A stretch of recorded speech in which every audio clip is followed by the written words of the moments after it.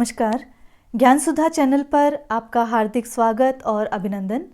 देखिए, ज्ञान सुधा एक उपक्रम है आयुक्तालय कॉलेज शिक्षा राजस्थान का, और इस चैनल पर विभिन्न प्रतियोगी परीक्षाओं से संबंधित जो विभिन्न विषयों की जो सामग्री है, स्तरीय सामग्री यहाँ पर आपको प्रेषित करने का प्रयास किया जा रहा है, जो कि छात्रोपयोगी हो और छात्रों को भविष्य के लिए तैयार कर सके, प्रतियोगी परीक्षाओं के लिए तैयार कर सके। उसी कड़ी में हम बात कर रहे हैं हिंदी भाषा, साहित्य और काव्यशास्त्र पर। आज हम बात कर रहे हैं हिंदी काव्यशास्त्र के एक महत्वपूर्ण विषय अलंकार संप्रदाय पर। देखिए, अलंकारों की जब हम बात करते हैं तो अलंकार विभिन्न काव्यांगों में से एक काव्यांग ठहरता है। और काव्य के अंग हमने क्यों कहा है? क्योंकि संस्कृत काव्यशास्त्र में काव्य पुरुष की कल्पना की गई है और काव्य पुरुष के विभिन्न अंग बताए गए हैं, जिसमें रस, अलंकार, ध्वनि, वक्रोक्ति, रीति और औचित्य ये महत्वपूर्ण अंग बताए गए हैं। साथ ही अन्य अंगों में नायक नायिका भेद, छंद, इन सभी शब्द शक्ति, इन सब का भी हम जिक्र करते हैं। तो जब हम महत्वपूर्ण अंगों की बात करते हैं, काव्यांगों की बात करते हैं, तो वहाँ रस, अलंकार, ध्वनि, रीति, वक्रोक्ति और औचित्य ठहरते हैं। इन्हें ही विभिन्न अलंकार संप्रदायों के नाम से अभिहित किया गया। और जब हम इस कड़ी में देखते हैं तो आचार्य भामह अलंकार संप्रदाय का प्रवर्तन करते हुए नजर आते हैं, जिनका समय 6वीं से 7वीं शताब्दी ठहरता है। अलंकार क्या है? अलंकारों का काव्य में प्रयोग क्यों ज़रूरी है? अलंकार क्यों आवश्यक है? यदि हम इस दृष्टि से देखें तो अलंकार शब्द की जो व्युत्पत्ति है, जो अलम शब्द से बना है, और जब हम देखते हैं अलम करोति इति अलंकार है, इसकी हम व्युत्पत्ति देखते हैं तो दो तरह से इसकी व्युत्पत्ति निकलती है। पहला है कि अलंक्रियते अनेन इति अलंकार है। देखिए, यहाँ पर जो आया है वो एक उपादान के रूप में, एक कारण के रूप में। अनेन शब्द जो आया है वो साधन के रूप में आया है, एक उपादान के रूप में आया है, अर्थात जिसके द्वारा कोई वस्तु या विषय अलंकृत किया जाए। तो यहाँ पर जो करण भाव जो आ गया है वो मूल से पार्थक्य की सूचना यहाँ पर दे रहा है। तो एक बाहरी साधन के रूप में अलंकार की परिकल्पना यहाँ पर की गई है। यदि इसी की दूसरी व्युत्पत्ति देखें तो वहाँ पर जो व्युत्पत्ति है वो अलंकरोति इति अलंकार है। तो यहाँ पर जो अलंकार बताता है कि अलंकार काव्य का वह तत्व है जो उसे सुंदर बनाता है। तो इसके माध्यम से अलंकार काव्य का ही एक तत्व है और वो सौंदर्य वर्धक तत्व है। तो यहाँ पर काव्य का एक भीतरी तत्व जो है वो अलंकार सुशोभित होता है। तो ये दो परिभाषाएं व्युत्पत्ति परक अर्थ के रूप में निकल कर आती है अलंकार की, जिसमें पहले में जो अलंकार है वो बाहरी तत्व सुशोभित होता है और दूसरी परिभाषा में उसका आत्मिक तत्व, उसका आत्म तत्व वहाँ पर सुशोभित होता है। इसी कड़ी में जब हम अन्य अलंकारवादी आचार्यों की और इसके प्रवर्तक आचार्य की परिभाषाओं को देखते हैं तो पहली परिभाषा आचार्य भामह की आती है और उनका ग्रंथ है काव्यालंकार। देखिए, न केवल आपको इन आचार्यों का समय ध्यान होना चाहिए, बल्कि उनके जो ग्रंथ हैं उनका नाम भी विदित होना चाहिए, क्योंकि प्रश्न वहाँ पर सीधे सीधे पूछे जाते हैं। चाहे वो सुमेलित कीजिए उस तरह से पूछ लिया जाएगा, या विकल्प के रूप में विकल्प देकर आपसे वो प्रश्न पूछ लिया जाएगा। तो आचार्य भामह का जो ग्रंथ है काव्यालंकार, ये आपको ध्यान होना चाहिए। इस ग्रंथ में वो लिखते हैं कि न कांतमपि निर्भूषम विभाति वनिता मुखम। तो यहाँ पर जब वो बात कहते हैं तो वो कहते हैं कि भामह की दृष्टि में ये रहा है कि वनिता के स्वाभाविक सौंदर्य का अलंकारों के बिना कोई मूल्य नहीं है। वनिता स्त्री, तो स्त्री के स्वाभाविक सौंदर्य का जो अलंकार विहीन जो यदि सौंदर्य है तो उसका कोई मूल्य नहीं है। तो यहाँ पर ये तात्पर्य निकलता है कि जो अलंकार विहीन जो काव्य है, उसी प्रकार वो भी वार्ता मात्र है, एक कहन मात्र है, एक बातचीत की श्रेणी में उसे रखा जा सकता है। तो यहाँ पर काव्य के शोभा कारक जो तत्व है वो अलंकार है, ये परिभाषा निकल कर आती है। आगे जब हम इस परिभाषा के आलोक में देखते हैं तो वो कहते हैं कि सूरज निकल रहा है, सूरज डूब रहा है, चंद्रमा निकल रहा है, तारे जो हैं वो झिलमिला रहे हैं। यदि इस प्रकार के साधारण वाक्य कहे जाएं तो उसे काव्य नहीं कहा जाएगा, इसे वार्ता कहते हैं। बल्कि इसी के विलोम में यदि हम कहें कि दिवस का अवसान समीप था, ऐसी पंक्तियां जब हम कहें तो हम उसे अलंकार युक्त करके उसे सौंदर्य एक प्रदान कर देते हैं।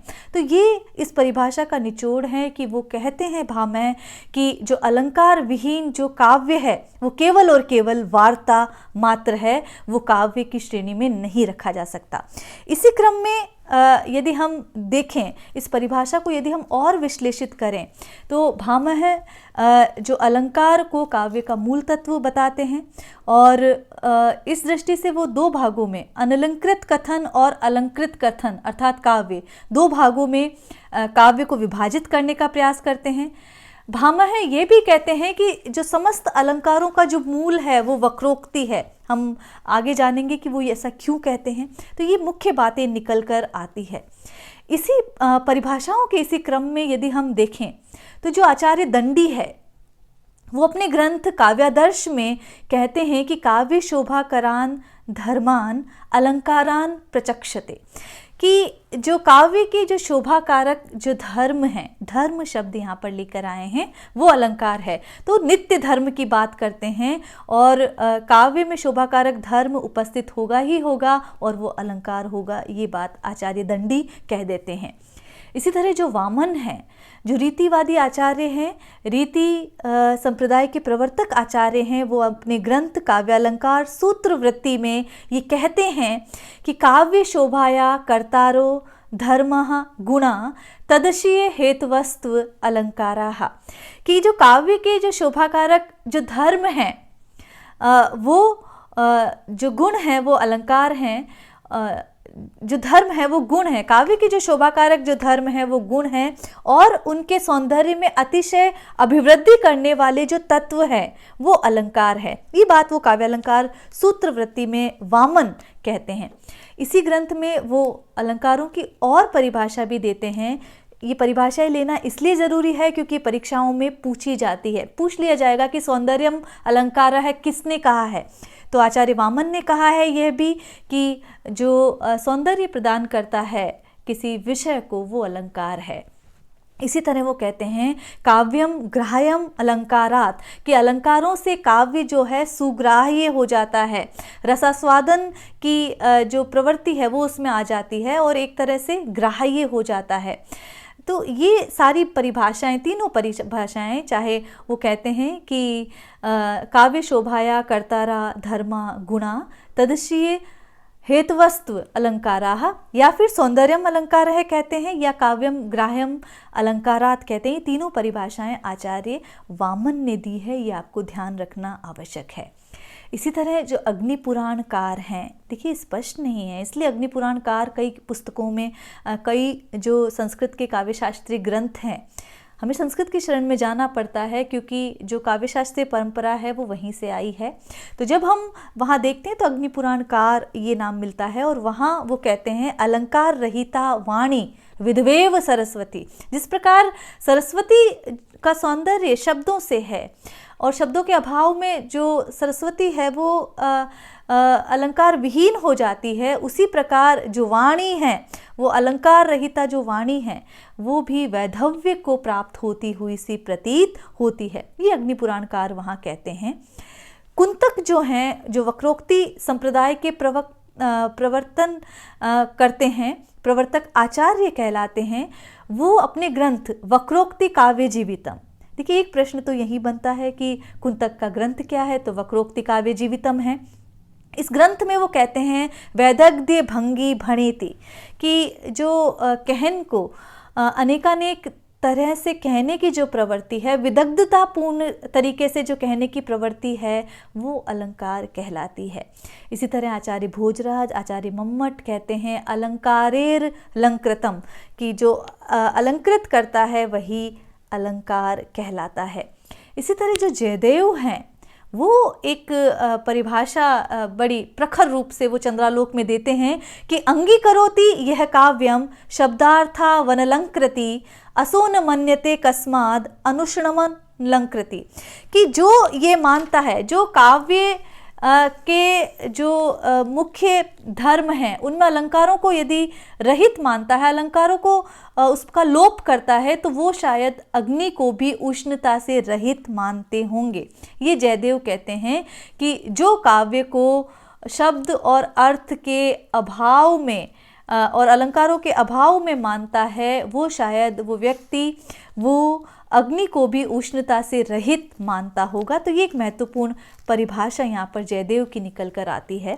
तो जब हम इन सभी आचार्यों को देखते हैं, चाहे वो भामह हो, दंडी हो, उद्भट हो, ये सभी अलंकारवादी जो आचार्य हैं, इन्होंने अलंकारों को बहुत अधिक व्याप प्रदान किया, बहुत अधिक विस्तार प्रदान किया।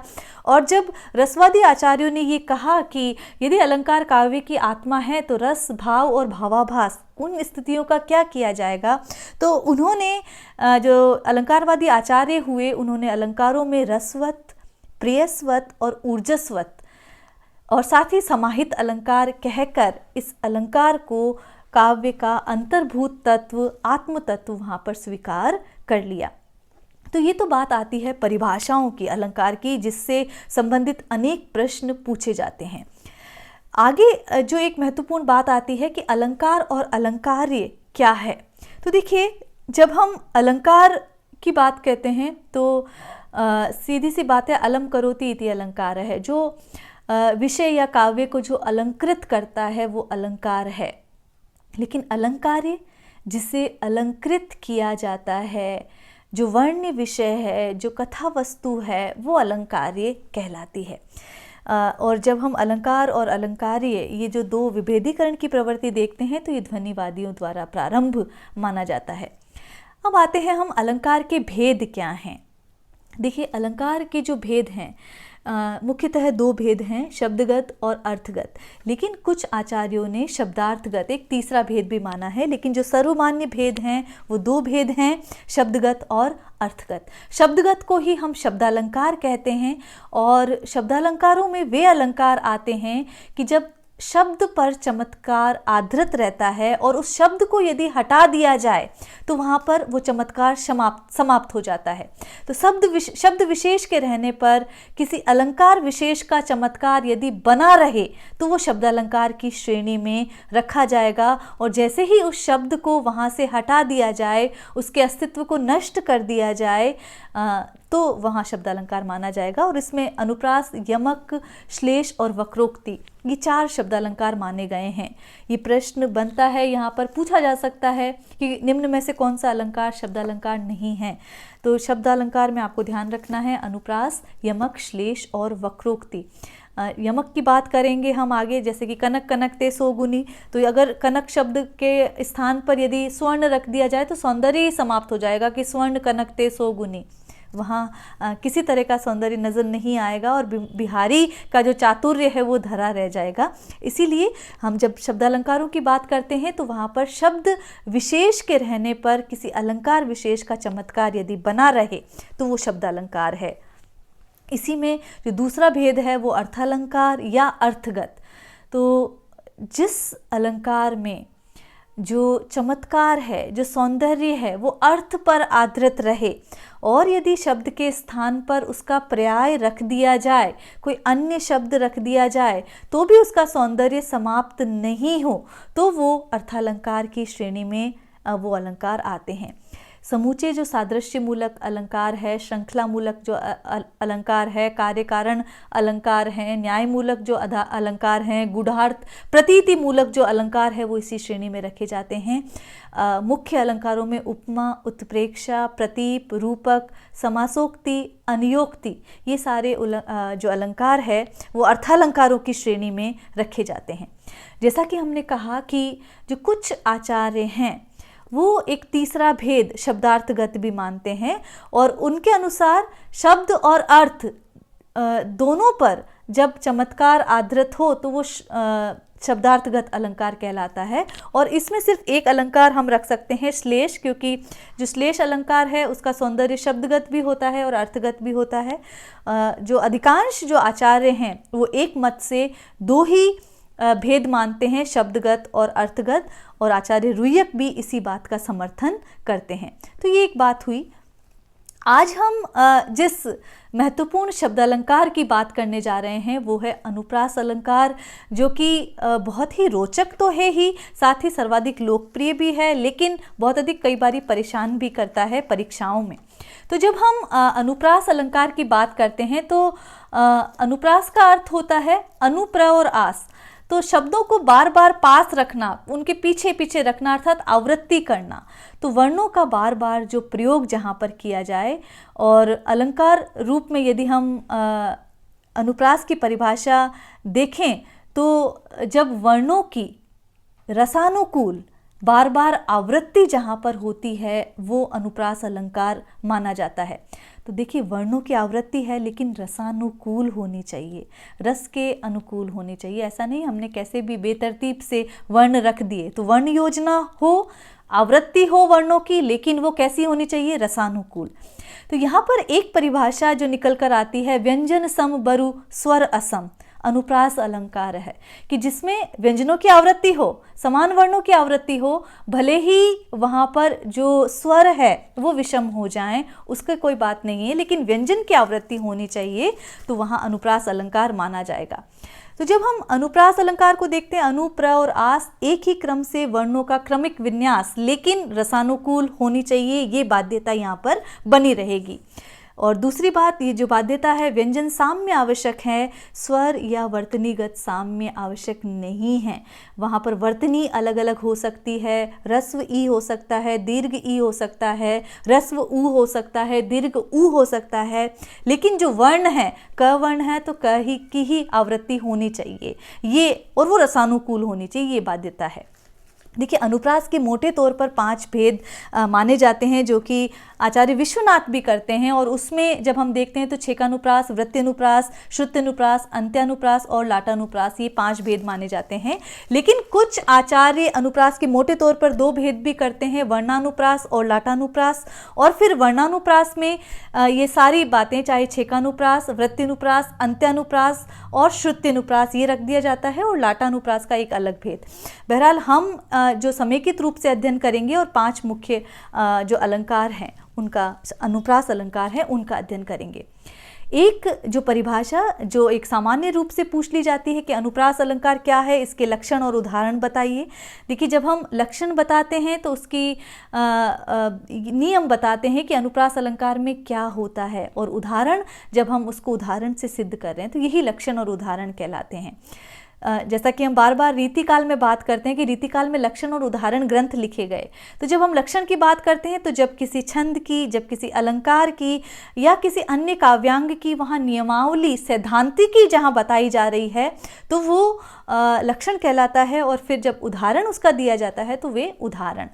तो अनुप्रास अलंकार में देखिए, वर्ण साम्य है, वर्णों की रसानुकूल योजना है, और ये जो वर्ण साम्य है ये पद या चरण के प्रारंभ में भी हो सकता है और अंत में भी हो सकता है।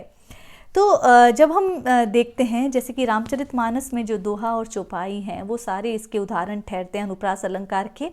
तो बंदो गुरुपद परम परागा, सुरुचि सुवास सरस अनुरागा। देखिए, यहाँ पर प्रारंभ में भी हो सकता है, अंत में भी। अंत में यदि हम देखें तो परागा, अनुरागा, र और ग वर्ण की आवृत्ति दोनों चरण में हो रही है। इसी तरह यदि प्रथम पद हम देखें, बंदो गुरुपद परम परागा, तो यहाँ पर प वर्ण की आवृत्ति दिखाई दे रही है और र वर्ण की भी, तो यहाँ भी अनुप्रास है। दूसरा यदि देख रहे हैं, सुरुचि सुवास सरस अनुरागा, स वर्ण की भी आवृत्ति है, और शब्द के अंत में तो हो ही रहा है, जिसे हम अंत्यानुप्रास के रूप में बाद में पढ़ेंगे। इसी तरह जो अयोध्या सिंह उपाध्याय हरिओद के प्रिय प्रवास की जो पंक्तियां हैं कि सरस सुंदर सावन मास था, घन रहे नभ में घिर घूमते, घन की जगह यदि बादल रख दिया जाए शब्द, नभ की जगह आकाश रख दिया जाए, तो घ वर्ण की आवृत्ति नहीं होगी, शब्दों की, वर्णों की रसानुकूल आवृत्ति नहीं होगी, तो वहाँ अनुप्रास का सौंदर्य विलुप्त हो जाएगा। इसी तरह चारों चंद्र की चंचल किरणें खेल रही थी जलथल में, तो चारों चंद्र की चंचल किरणें, च वर्ण की आवृत्ति है, इसीलिए अनुप्रास अलंकार यहाँ पर माना जाएगा। तो एक ये सामान्य, जब हम अनुप्रास के लक्षण और उदाहरण देखते हैं। लेकिन यदि हम सूक्ष्मता की ओर बढ़ेंगे, चूँकि जो फर्स्ट ग्रेड है या असिस्टेंट प्रोफेसर जो भर्ती परीक्षा है वहाँ पर आपको सूक्ष्म प्रश्न पूछे जाएंगे। तो अनुप्रास के 5 भेद हैं, जिसमें से पहला भेद है छेकानुप्रास। छेक और अनुप्रास 2 शब्दों से मिलकर बना है। और जब हम छेकानुप्रास अलंकार की बात करते हैं तो ये चतुर लोगों का प्रिय अलंकार माना जाता है, और जहाँ पर अनेक व्यंजनों को एक बार स्पष्टतः और क्रमशः आवृत्ति जहाँ पर की गई हो वहाँ पर छेकानुप्रास अलंकार। तो एक बार ही आवृत्ति होगी लेकिन स्पष्टतः आवृत्ति होगी, वहाँ छेकानुप्रास अलंकार माना जाएगा। अब इसे छेकानुप्रास क्यों कहा है हमने? क्योंकि ये योजना जो है चतुर लोगों द्वारा, विदग्ध जो जन हैं, जो वाक कला में निपुण हैं, उनको अधिक प्रिय थी, इसलिए और ऐसे कवियों को प्रयोग करने वाले कवियों को छेक कहा गया। तो उन्हें इस दृष्टि के आधार पर यहाँ पर छेकानुप्रास नाम रखा गया है। वो भी लिया जा सकता है बंदो गुरुपद परम परागा, जो हमने अनुप्रास का जो उदाहरण देखा वहाँ पर भी ये मानस की जो ये पंक्तियाँ हैं इसमें प वर्ण की आवृत्ति, बंदो गुरुपद पद्म परागा, तो प और द वर्ण की आवृत्ति यहाँ इस प्रकार हो रही है।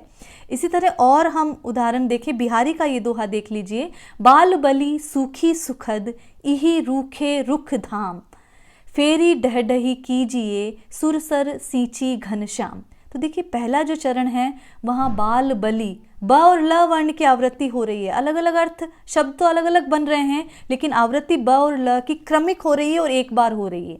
इसी तरह सूखी सुखद, स और ख वर्ण की आवृत्ति एक बार हो रही है।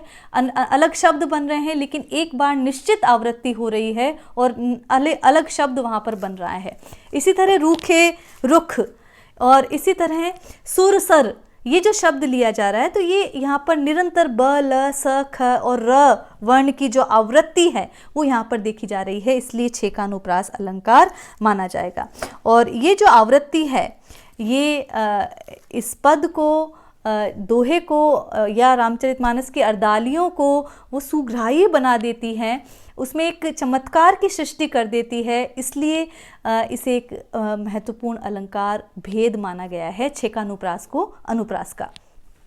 अनुप्रास का यदि हम दूसरा भेद देखें तो वृत्त्यनुप्रास अलंकार आता है, और वृत्त्यनुप्रास अलंकार वहाँ माना जाता है जहाँ पर वर्णों की आवृत्ति जो है अनेक बार की गई है। छेकानुप्रास में तो एक बार ही आवृत्ति होगी वर्ण की, लेकिन यहाँ पर अनेक बार है, और जैसे रस का वर्णन हो, जैसी वृत्ति का वर्णन हो, उसी प्रकार की जो वर्ण योजना है वहाँ पर वैसी वर्ण योजना की जाती है। जैसे कि श्रृंगार, करुण आदि यदि रसों का वर्णन है तो वहाँ मधुर वर्ण होंगे, और वीर, रौद्र और भयानक जो वर्ण होंगे वहाँ पर जो रस होगा वहाँ पर कठोर वर्णों की, जिसमें ट, ठ, जो ट वर्ग है उसका प्रयोग देखा जा सकता है, प वर्ग का प्रयोग देखा जा सकता है, द्वित्व वर्णों का प्रयोग देखा जा सकता है।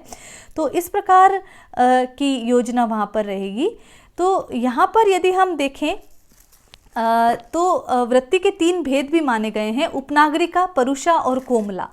कोमल वृत्ति में कोमल शब्द व्यंजना होगी जो कि श्रृंगार और करुण रसों के अनुकूल है, परुष में कठोर शब्द योजना, और उपनागरिका में दोनों का बीच समरसता वाली स्थिति होगी। तो जब हम उपनागरिका वृत्ति की देखते हैं तो यहाँ पर अमूमन क, च, त और प वर्ग के जो वर्ण हैं उनकी आवृत्ति होती है, और लघु समास ये माना जाता है। उदाहरण के तौर पर यदि हम देखें, रघुनंद आनंद कंद कौशल चंद दशरथ नंदनम, मानस की ये पंक्तियां हम यहाँ पर देखते हैं। और यहाँ पर जो रघुनंद आनंद कंद, ये जो अंद, जो ये बार बार इसका दोहराव हो रहा है, आवृत्ति हो रही है, और ये मधुर वर्ण है एक तरह से, न और द यहाँ पर यदि देखा जाए मधुर वर्ण की आवृत्ति हो रही है, और शांत रसानुकूल है, इसलिए यहाँ पर वृत्त्यनुप्रास अलंकार माना जाएगा। इसी तरह यदि परुषा वृत्ति के अनुकूल है, वीर और रौद्र रसों का चित्रण है, भयानक रस का वहाँ पर चित्रण है, तो ट वर्ग की होगी, रेफ वर्ण होंगे, श, श, संयुक्त और द्वित्व वर्ण, और दीर्घ समासों का प्रयोग होगा। यदि हम देखें वक्र वक्र करी, पच्छ करी, रुष्ट रिष्ट, कपिगुच्छ, तो यहाँ पर वर्णों की तो आवृत्ति है। देखिए द्वित्व वर्ण भी हो गए, क्र यदि हम देख रहे हैं, पच्छ देख रहे हैं, रुष्ट देख रहे हैं, गुच्छ देख रहे हैं, तो इस प्रकार के संयुक्त जो व्यंजन हैं उनकी वहाँ पर दोहराव वहाँ पर हो रहा है। तो यहाँ पर परुषा वृत्ति मानी जाएगी, लेकिन जो वृत्ति अनुप्रास अलंकार माना जाएगा। इसी तरह यदि कोमल में देखें तो य, र, ल, व, स, ह वर्ण इनकी आवृत्ति होगी, और ये और जो उपनागरिका है दोनों समीप बैठती हैं। बिहारी के जो तमाम दोहे हैं वो इसी कोमला वृत्ति के उदाहरण हैं।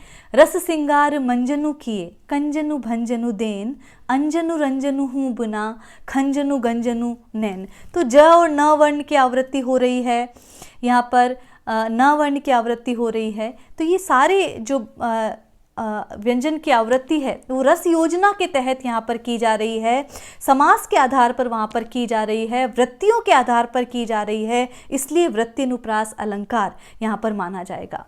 इसी क्रम में यदि हम देखें लाटानुप्रास अलंकार, तो लाटानुप्रास अलंकार वो अलंकार माना गया है जहाँ पर शब्द और अर्थ जो है उसके समान रूप से आवृत्ति की जाती है, किंतु यदि हम उनका अन्वय करें तो उसमें अभिप्राय में वहाँ पर अंतर आ जाता है, तो उससे तात्पर्य की भिन्नता आ जाती है, वहाँ लाटानुप्रास अलंकार होता है। तो अन्वय की भिन्नता इसका विशिष्ट उदाहरण है। और ये किस प्रकार होगी, देखिए एक बात जो हमारे लोक में प्रचलित है कि पूत कपूत तो क्यों धन संचय, पूत सपूत तो क्यों धन संचय। पूरे के पूरे जो पद है उनका ही दोहराव यहाँ पर हो गया है, लेकिन जो धन संचय जो शब्दार्थ है उस शब्दार्थ की आवृत्ति हो रही है, शब्द और अर्थ दोनों की आवृत्ति हो रही है, और दोनों के रूप एवं अर्थ समान है, किंतु तात्पर्य में अंतर उपजता है कि पुत्र यदि सुपुत्र है तो धन एकत्र करने की आवश्यकता कहाँ है, और यदि क्योंकि वो स्वयं अर्जित कर लेगा, लेकिन यदि पुत्र कुपुत्र है तो उसे धन एकत्र करने की आवश्यकता नहीं है, क्योंकि क्या करेगा, वो संचित धन को भी नष्ट कर देगा। तो यहाँ पर जो अन्वय की जो भिन्नता है उसके कारण अर्थ अलग बन जाता है। इसी तरह तीर्थ व्रत साधन कहाँ जो निस्दिन हरिगान, तीर्थ व्रत साधन कहाँ बिन निस्दिन हरिगान। तो यहाँ पर दो बातें की गई है कि यदि निस्दिन हरिगान किया जाता है तो उसे तीर्थ व्रत साधन की कहाँ आवश्यकता है, और इसी तरह जो हरिगान नहीं करता है वो यदि तीर्थ व्रत साधन भी कर ले तो उससे उसकी प्राप्ति कहाँ होनी है। तो अन्वय से अर्थ का भिन्न अर्थ वहाँ पर निकल रहा है, इसलिए लाटानुप्रास अलंकार माना जाएगा।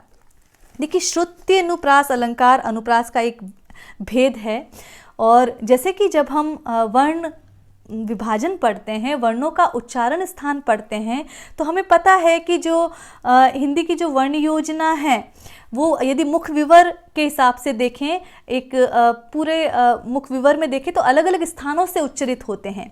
जैसे क वर्ग है, क ख ग घ घ, ये कंठ्य वर्ण कहलाते हैं। इसी तरह तालव्य, इसी तरह मूर्धन्य, दंत्य जो तथ ददन है वो दंत्य कहलाते हैं, प फ ब भ म ओष्ठ्य कहलाते हैं।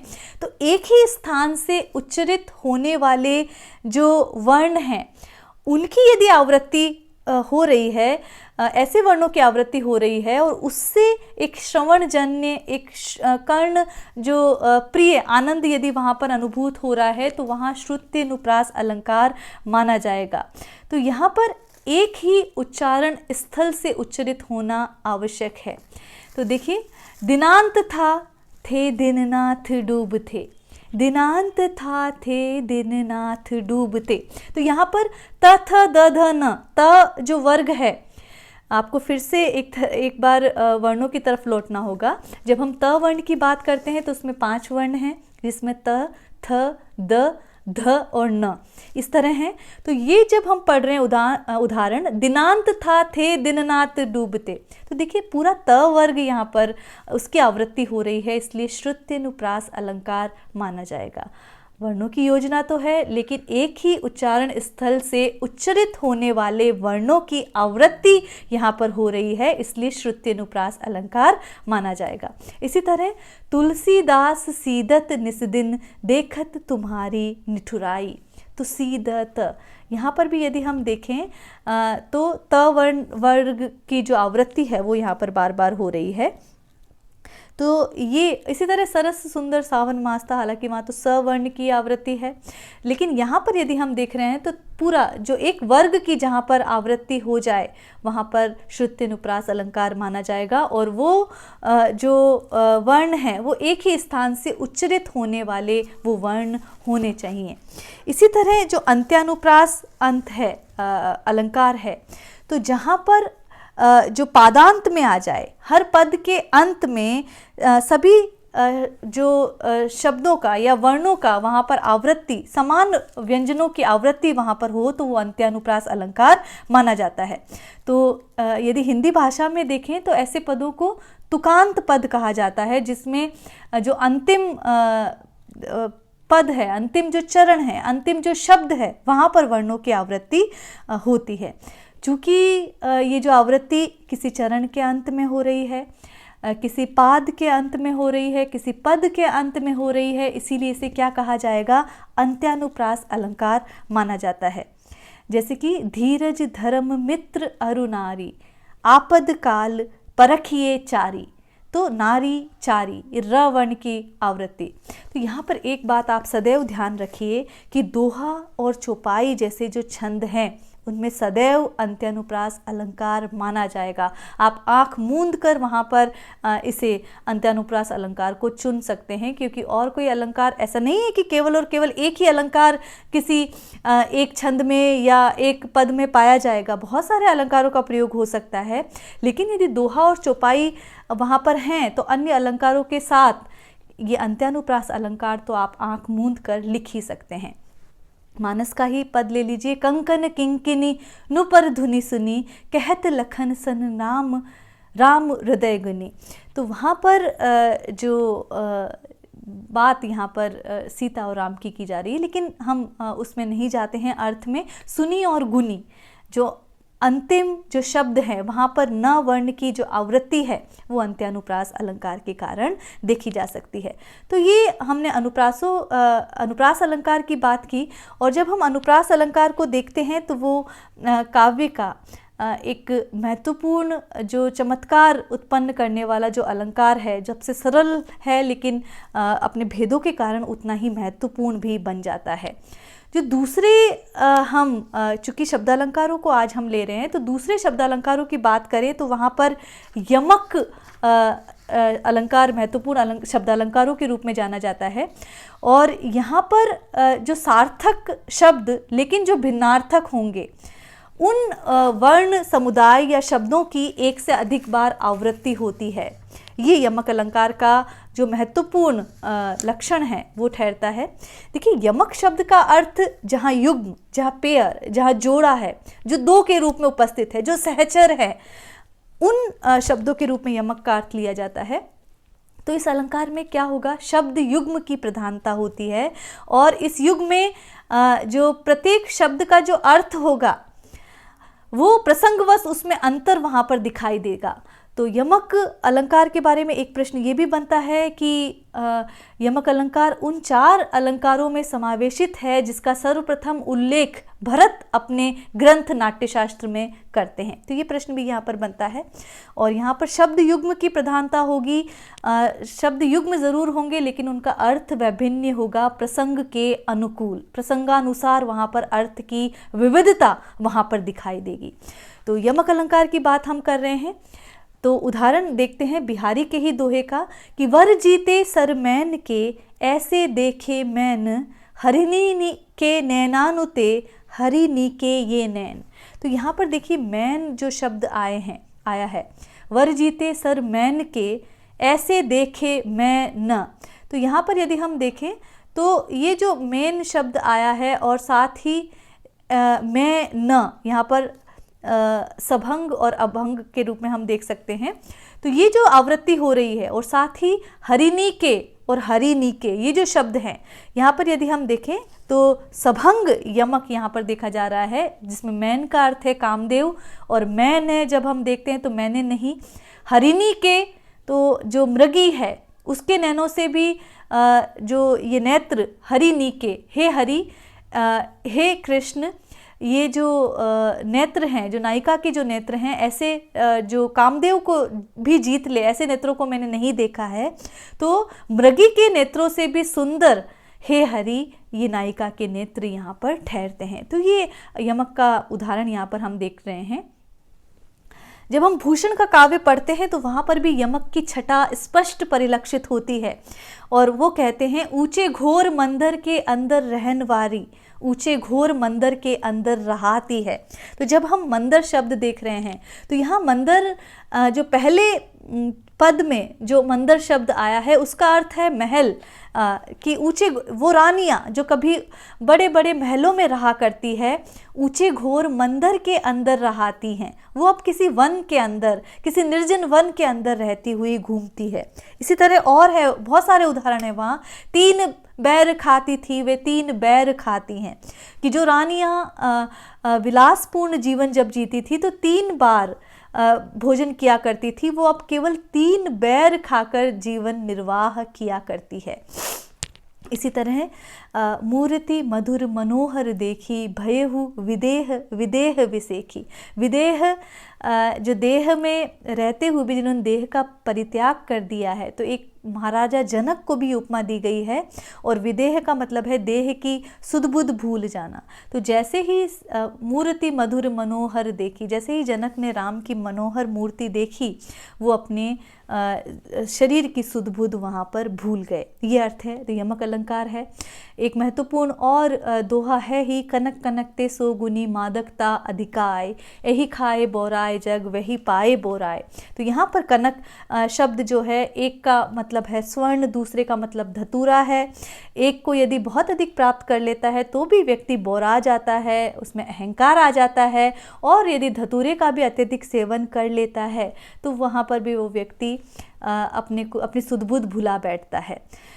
तो यमक ये अलंकार हुआ जहाँ पर शब्दों की आवृत्ति हो रही है, लेकिन प्रसंगानुकूल वहाँ पर भिन्न जो अर्थ हैं वो उसका होगा।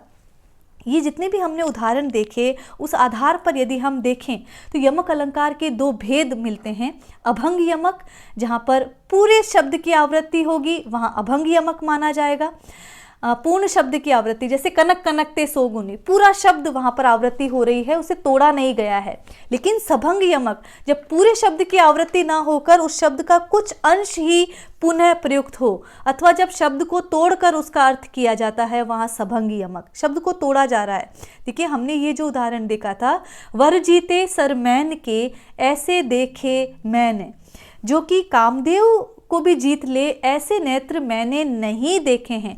तो मैन और मैना, ये जो शब्द यहाँ पर प्रयुक्त हुआ है, जिसकी आवृत्ति हुई है, इसमें तोड़ दिया गया है। मैन को मैं न तोड़ दिया गया है। इसी तरह हरिनी के, ये देखा जाए, या हरिनी के, नीके मतलब श्रेष्ठ और हरिनी के मतलब मृगी के सौंदर्य, मृगी के नेत्रों से भी अधिक सुंदर वो नेत्र ठहरते हैं। तो ये तोड़कर जब अर्थ किया जा रहा है तो वहाँ सभंग यमक, जब पूरे शब्द की आवृत्ति न होकर उस शब्द का कुछ अंश ही पुनः प्रयुक्त किया जाए अथवा उसे तोड़कर उसका अर्थ किया जाए तो वहाँ सभंग यमक माना जाएगा। तो ये यमक के भेद माने जाते हैं। अभंग यमक में तो कोई वहाँ पर संशय है ही नहीं। हमने देखा कनक कनकते सोगुनी मादकता अधिकाय, और 3 बेर खाती थी वे 3 बेर खाती हैं, भूषण का जो ये पद है। सभंग यमक में अब बिहारी के दोहा और ले लीजिए। तो परवारों उर्बसी सुनु राधिके सुजान, तू मोहन के उर्बसी वह उर्बसी समान। यहाँ पर ये उर्बसी जो अंतिम जो उर्बसी है, जो दूसरे पद में पहला आया है, वहाँ पर बीच में यहाँ पर आपको स्पेस देना होगा। तू मोहन के उर्बसी, तो यहाँ अर्थ निकलता है जो हृदय में बसी हुई है। और जो पहला और तीसरा उर्बसी है वो अभंग यमक का उदाहरण है। तो उर्बसी स्वर्ग की अप्सरा उर्बसी, दूसरा उर्बसी जो हृदय में बसी हुई है, और तीसरा गले में बसी हुई। तो पर वारो उर्बसी, कि हे चतुर नागरी राधिका, मैं तुझ पर स्वर्ग की अप्सरा उर्वशी के सौंदर्य को न्योछावर करती हूँ। तो इसीलिए तेरे सौंदर्य के कारण, तेरे गुणों के कारण तू कृष्ण के हृदय में उसी प्रकार बसी हुई है जैसे कि गले में पहने जाने वाला कोई आभूषण बसता है। तो ये सभंग और अभंग यमक दोनों का उदाहरण ये दोहा मिलता है। तो आज के लिए हम इतना ही अध्ययन करेंगे। बाकी जो शेर